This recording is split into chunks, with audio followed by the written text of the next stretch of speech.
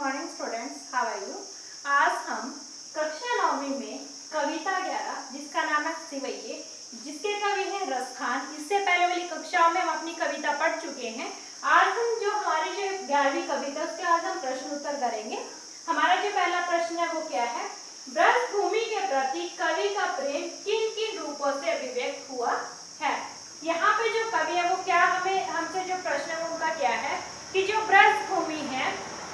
उसके प्रति कवि का प्रेम, कि जो आपने कविता में पढ़ा था कि बहुत सी ऐसी चीजें थी जो जो क्या है कवि ब्रज में कहना चाहता कि अगर मैं बहुत सारे रूपों का उन्होंने वर्णन किया था कि अगर मैं इस रूप में जन्म लूं तो मैं कहाँ हूँ, अगर इस रूप में मैं जन्म लूं तो मैं क्या बनूं। तो वही चीजें क्या है हमने इस जो प्रश्न है इसके उत्तर में हमने बतानी है। आइए हम इसका उत्तर करते हैं। कवि की इच्छा है कि यदि वह मनुष्य जन्म पाए तो गोकुल का निवासी हो। अब यहाँ पे कवि क्या कहते हैं कि अगर मैं मनुष्य का जन्म लूं, कि इस जन्म से अगर मैं अगले जन्म में मनुष्य बनूं तो क्या है मैं कहाँ पर निवास करूं, कि मैं गोकुल का निवासी बनूं, कि मैं गोकुल में रहने वाला क्या आदमी बनूं, कि मैं श्री कृष्ण के पास हरदम रह सकूं। उसके बाद वो क्या कहते हैं, पशु बने तो नंद की गायों के बीच में चरे, कि अगर मैं अगले जन्म में मैं पशु बन गया, अगर मैं जानवर बन गया तो मैं क्या है कि मैं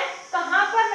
जो है कहाँ पर चलूं, कि नंद की गाय में, कि जो नंद की जो गाय है जिनको श्री कृष्ण क्या वनों में चराने के लिए लेके जाते हैं, जंगल में चराने के लिए लेके जाते हैं, मैं भी क्या है नंद की गाय बनूं, जिससे क्या है जो नंद की गाय है जिनका क्या जो कहीं ना कहीं वो क्या है कृष्ण के पास हमेशा रहती हैं। उसके बाद वो कहते हैं यदि पत्थर हो तो कृष्ण द्वारा उठाए गोवर्धन पर्वत का ही। आगे वो क्या कहते हैं कि अगर मैं अगले जन्म में पत्थर बना तो मैं उस पहाड़ का पत्थर बनना चाहिए जो क्या था गोवर्धन पर्वत, जिसको क्या था श्री कृष्ण ने छोटी उंगली पर, इस उंगली पर उन्होंने उठा लिया था। क्यों? क्योंकि जो इंद्र देवता थे उसने क्या बहुत ज्यादा जो क्या थी बारिश कर दी थी, और जो गोकुल के जो निवासी थे उनका क्या जो डूबने का जो क्या था खतरा कहीं ना कहीं हो गया था। तो क्या थे जो श्री कृष्ण थे अपने गोकुल वासियों को बचाने के लिए उन्होंने क्या किया था गोवर्धन पर्वत का अपनी उंगली पर उठा लिया था। तो वहां पर कवि क्या कहते हैं कि अगर मैं पत्थर बनूं तो किसका बनूं, गोवर्धन पर्वत का पत्थर बनूं। उसके बाद वो कहते हैं कि यदि मैं पक्षी का जन्म पाए तो उसकी अभिलाषा यमुना के तट पर स्थित कदम की डाल पर बसेरा करने की है। आगे वो क्या कहते हैं कि अगर मैं अगले जन्म में पक्षी बन जाता हूँ तो मैं कहाँ पर रहना चाहता हूँ, कि मैं क्या जो यमुना के तट पर कदम का जो पेड़ है वहां पर क्या उस पेड़ पर क्या है मेरा निवास स्थान होना चाहिए, मैं उस पेड़ पर क्या रहना चाहता हूँ। उसके बाद वो कहते हैं कि आगे वो कहते हैं कि जिसके नीचे कृष्ण बंसी वादन करते हैं, कि मैं उस यमुना के तट पर उस कदम के पेड़ के ऊपर मेरा निवास होना चाहिए, बसेरा होना चाहिए, कि जिसके नीचे श्री कृष्ण क्या बंसी वादन, जिसके नीचे बैठकर श्री कृष्ण अपनी मुरली बजाते हैं, अपनी रास जो लीला है वो करते हैं। ये था हमारा पहला प्रश्न। अब हम अपना दूसरा प्रश्न करते हैं, कवि का ब्रज के वन बाग और तालाब को निहारने के पीछे क्या कारण है। अब यहाँ पे वो क्या है कि जो कवि है वो अपने कविता में पढ़ा था, जो कवि है वो क्या था कि ब्रज के जो वन है बाग है तालाब है उनको निहारना चाहता था। वो क्यों निहारना चाहता था, आइए हम इसका उत्तर करते हैं। कृष्ण की लीलाएं कवि को अत्यंत प्रिय है, कि जो हमारे जो कवि है रस खान जी उनको क्या कृष्ण की जो भी क्रियाएं हैं जो भी लीलाएं हैं जो भी श्री कृष्ण करते हैं उनको क्या बहुत ज्यादा प्रिय है, बहुत ज्यादा अच्छी लगती है। उसके बाद वो कहते हैं कि ब्रज की भूमि वहां के वन बाग और तालाब कृष्ण की लीला के स्थल हैं, कि जो ब्रज की जो भूमि है जहाँ पर क्या है श्री कृष्ण रहते हैं वहां पे क्या है जो भी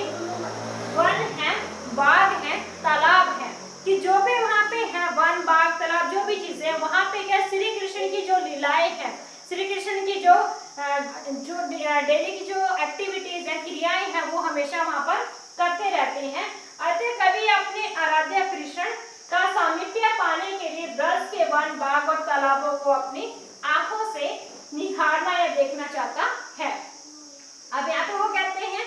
कि जो कवि है वो कहीं ना कहीं क्या है कवि श्री कृष्ण के पास रहना चाहता है, श्री कृष्ण के पास रहकर वो देखना चाहता है कि वाकई में जो श्री कृष्ण है वो कितने अद्भुत हैं। कहीं ना कहीं क्या कृष्ण का जो प्रेम है वो कवि पाना चाहता है। तो यहाँ पर भी वही वो चीज कहते हैं कि वो वन और बाग और तालाबों को क्या है श्री कृष्ण की जो क्या लीला स्थल जहाँ पे वो बैठकर लीलाएं करते हैं, अपनी रास क्रियाएं करते हैं। तो वहीं पे क्या है कवि क्या अपने आराध्या का यहाँ पे क्या है जिसको हम बहुत ज्यादा मानते हैं, जिसको हम बहुत ज्यादा पूजते हैं। तो यहाँ पे क्या कवि की आराध्या कौन है? श्री कृष्ण है। तो श्री कृष्ण क्या है कवि के आराध्या को क्या उनके पास रहने के लिए क्या जो ब्रज के जो बाग हैं, जो वन है और जो तालाब है, उन सभी को अपनी आंखों से देखना चाहते हैं। आगे हमारा तीसरा प्रश्न है, एक लंगूटी और कामरिया पर कवि सब कुछ निछावर करने को क्यों तैयार है? यहाँ पे हमने पढ़ा था कि ये लंगूटी और कामरिया वो क्या है जो श्री कृष्ण है वो गायों को चराने के लिए उसको वन में लेकर जाते हैं। तो ये जो कवि है वो इन दो चीजों पर अपना जो सब कुछ है उसको क्यों निछावर कर देना चाहते हैं, क्यों सब कुछ उनकी भेंट चढ़ा देना चाहते हैं? आइए हम इसका उत्तर करते हैं। एक लंगूटी और कामरिया पर कवि सब कुछ निछावर करने को इसीलिए तैयार है कि दुनिया के अन्य साधनों में उसे वह शांति नहीं मिलती जो कृष्ण के समीप स्वयं को ले जाने से प्राप्त होती है। यहाँ पे अब क्या है जो कवि हमें क्या बताते हैं कि जो लंगूटी और जो कामरिया है उन पर सब कुछ निछावर करने के लिए वो क्यों तैयार है, क्योंकि क्या दुनिया के अन्य साधनों में कि दुनिया के जितने भी साधन है, धन है, दौलत है, ऐशो आराम है, जो भी चीजें हैं उन सभी को प्राप्त करने से मुझे वो खुशी प्राप्त नहीं होती, जो क्या है वो शांति नहीं मिलती, जो खुशी मुझे कृष्ण के समीप जाने से मिलती है, कृष्ण को सामीप्य पाने से मुझे मिलती है, कृष्ण के पास रहने से मुझे मिलती है। अतः कृष्ण को प्रिय तथा गोचरण में कृष्ण द्वारा प्रयोग की जाने वाली संसाधनों को प्राप्त कर लेने मात्र से ही प्रसन्न है। अब यहाँ पे वो क्या कहते हैं, जो कवि है वो क्या कहते हैं कि कृष्ण को जो भी चीजें प्रिय है, कृष्ण को जो भी चीजें अच्छी लगती हैं और गोचरण की जो भी श्री कृष्ण गौओं को चलाने के लिए जो भी चीजों को लेके जाता अपने साथ जब वो लेके जाता है, मुझे क्या है जो भी श्री कृष्ण जो भी चीजें प्रयोग करता है अपने रहने के लिए, अपने साथ रखने के लिए, मुझे क्या उन सभी चीजों को क्या मैं वही चीज बनना चाहता हूँ। अगर मुझे वो चीजें मिल जाए, अगर मैं वो चीजें बन जाऊं तो क्या है दुनिया में जितने भी जो भी संसाधन हैं मैं उनको त्याग दूंगा, चाहे वो सोने के महल हो, चांदी हो, हीरे जवाहर कुछ भी हो, मैं उन सभी को क्या है त्याग दूंगा अगर मुझे वो सभी सारे संसाधन, वो मुझे सारी चीजें मिल जाए। इसके बाद वो कहते हैं उसे कृष्ण प्रेम के अतिरिक्त अन्य किसी वस्तु की कोई आवश्यकता नहीं है। अब यहाँ पे क्या कवि आगे वो क्या कहते हैं कि वो सबसे पहले तो क्या है कृष्ण की वो चीजें उसको प्रिय है जो वो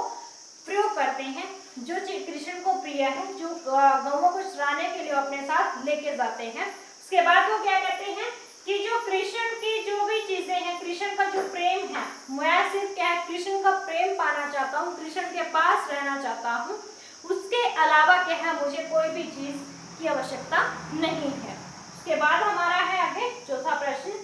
सखी ने गोपी से कृष्ण का कैसा रूप धारण करने का आग्रह किया है? अब यहाँ पे आपने कविता में पढ़ा था कि जो सखी है वो दूसरी सखी से बताती है कि मैं क्या हूँ, जैसा जो भी चीजें श्री कृष्ण प्रयोग करते हैं, जिस तरीके से श्री कृष्ण रहते हैं, मैं भी क्या उसी प्रकार रहना चाहती हूँ। आइए हम इसका उत्तर करते हैं। सखी ने गोपी से सिर के ऊपर मोर पंख, अब यहाँ पे क्या है आपने देखा होगा कि जो श्री कृष्ण है वो अपने सिर के ऊपर मोर का पंख लगा कर रखते हैं, तो ठीक उसी प्रकार जो सखी वो गोपी से क्या कहती है कि मैं भी अपने सिर के ऊपर मोर पंख लगा के रहूंगी और गले में गुंजा की माला, और जिस प्रकार श्री कृष्ण अपने गले में गुंजा की माला डालकर रखते हैं, मैं भी क्या हूँ अपने गले में गुंजा की माला डालकर रहना चाहती हूँ।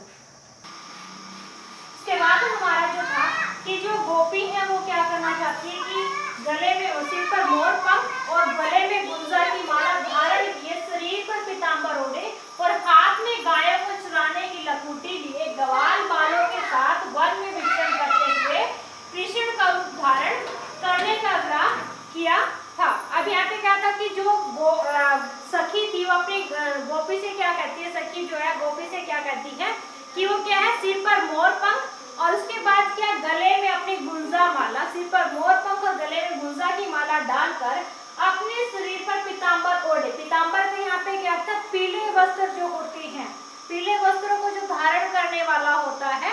वो कौन है, श्री कृष्ण के। जो श्री कृष्ण वो पीले वस्त्र अपने सिर पर धारण करते हैं, तो ठीक उसी प्रकार सिर पर मोर पंख, गले में गुंजा की माला और शरीर पर क्या, पीले वस्त्र ओढ़कर और हाथ में क्या, गायों को चराने की लंगूटी, कि हाथ में गायों को जो चराने के लिए वो लंगूटी लेके जाते हैं। मैं भी ग्वाल वालों के साथ, कि जो छोटे छोटे जो बच्चे हैं, ग्वालों के जो बालक हैं, वो क्या श्री कृष्ण के साथ गायों को चराने के लिए लेके जाते हैं। मैं भी ठीक उन्हीं के उस कृष्ण की तरह ग्वाल बालों में शामिल होकर क्या, वन में विचरण करते हुए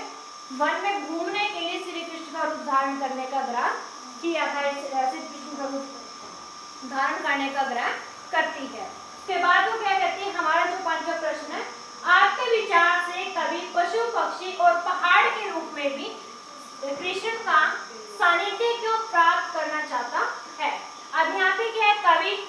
वो क्या है कि एक पशु के रूप में, एक पक्षी के रूप में और एक पहाड़ के रूप में वो श्री कृष्ण का सानिध्य, श्री कृष्ण के पास क्यों रहना चाहता है। आइए हम इसका उत्तर करते हैं। कृष्ण के प्रति अन्यायी प्रेम एवं आसक्ति के कारण तथा उनकी आधिकारिक कृपा का पात्र बनने के लिए कवि पशु पक्षी और पहाड़ के रूप में भी कृष्ण का सानिध्य प्राप्त करना चाहता है। कि यहाँ पे क्या है, जो श्री कृष्ण है वो क्या है, अपने भक्तों से जो भी चीजें उसको प्रिय है उनसे क्या, बहुत ज्यादा